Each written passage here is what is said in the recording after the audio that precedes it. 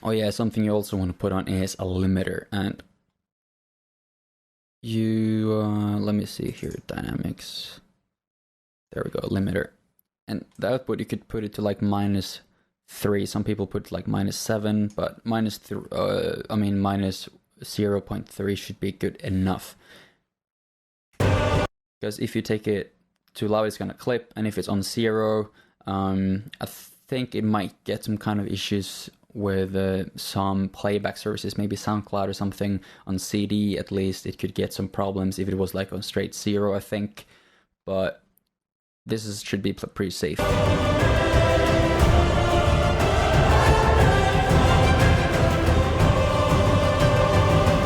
And here also you don't want to apply too much because it's gonna just crush everything. So I'm just gonna put it to 0 because this is like a safety net to make sure your mix is not clipping at all. Because nothing over 0.3 is gonna be audible. It's gonna cut off everything. It's a compressor with an infinite high ratio, so nothing over the threshold is gonna go past the threshold, basically.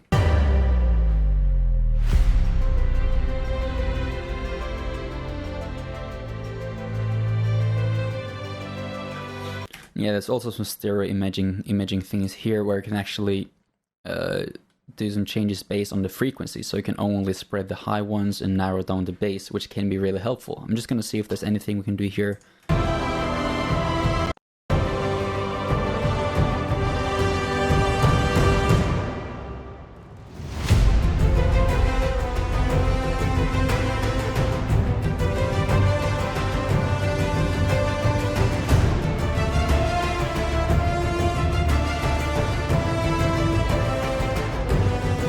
Again, now I put everything like super wide and it loses all the power.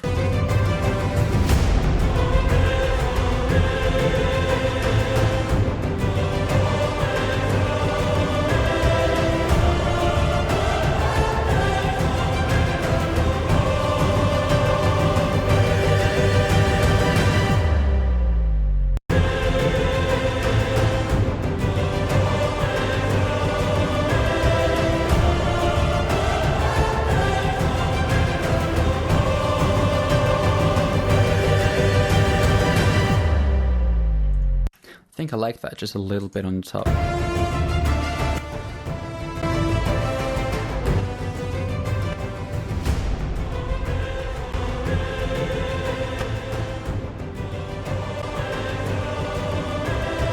Yeah, to me at least it just sounds a little bit more powerful and thick.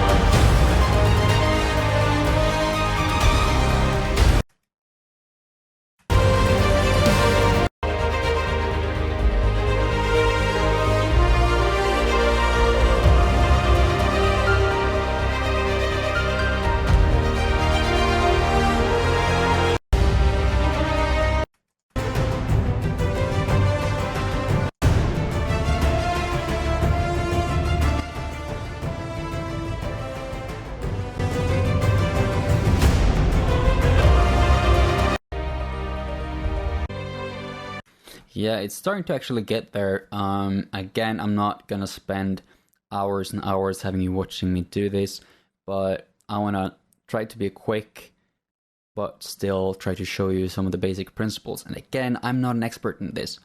Like, to be honest, I don't really know exactly what I'm doing, but the most important principles here is to know, like, at least what not to do.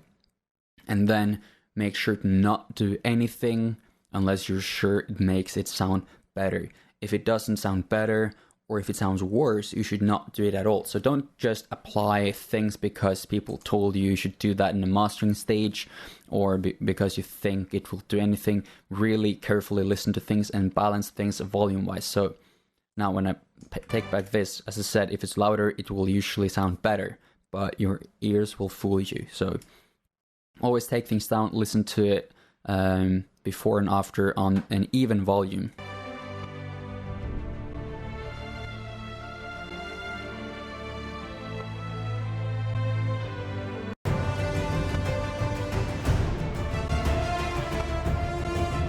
I think this sounds a little bit better. Not that much, but again, the goal is not to make drastic changes here in the mastering stage. You should only just do small steps. Now, another thing that you should not do is to apply things to the stereo output, which I used to do in the beginning, because then you're also going to change the reference mix. So when you listen to the reference mix, you're going to listen to a not like a damaged reference mix, because the perfect reference master has been applied effects to, so it's not clean anymore. So make sure to apply it to this track and not the stereo output.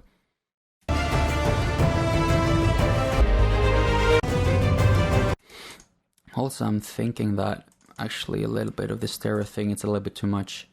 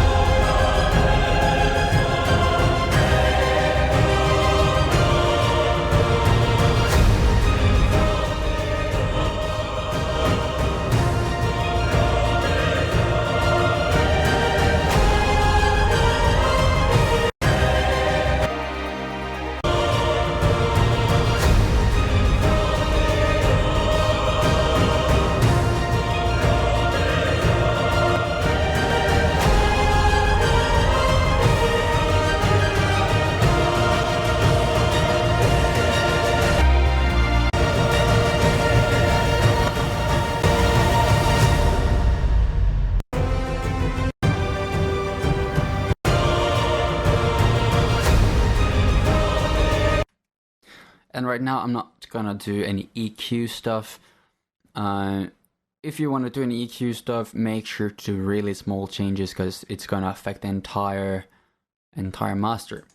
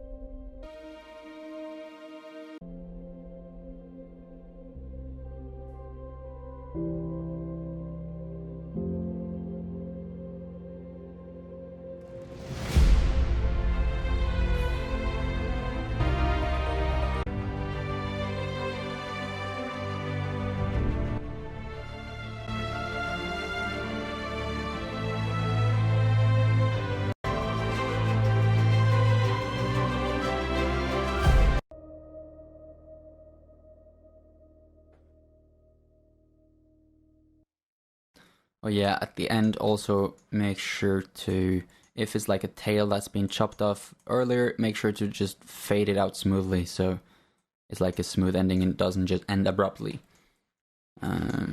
Make sure that at the beginning there's no gap.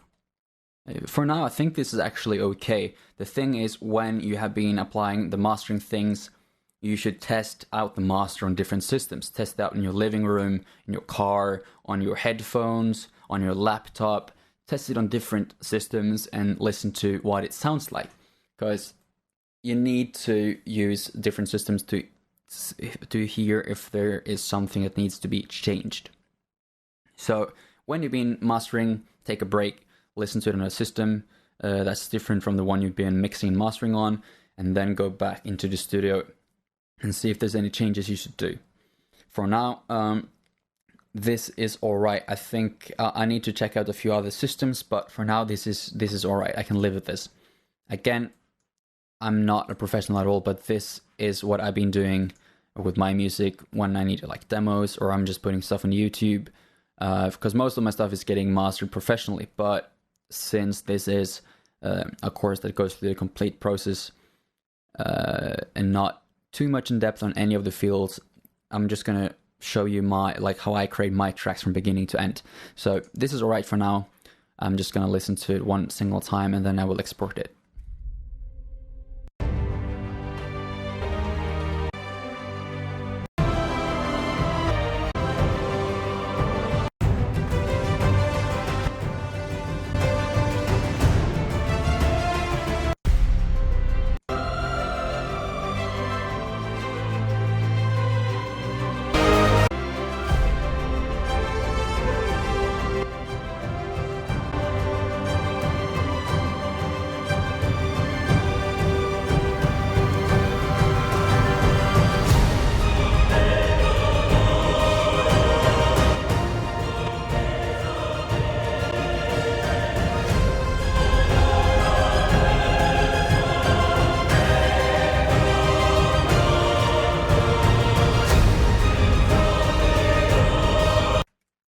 Yeah, I think that's all right for now. So the next step is going to be to export.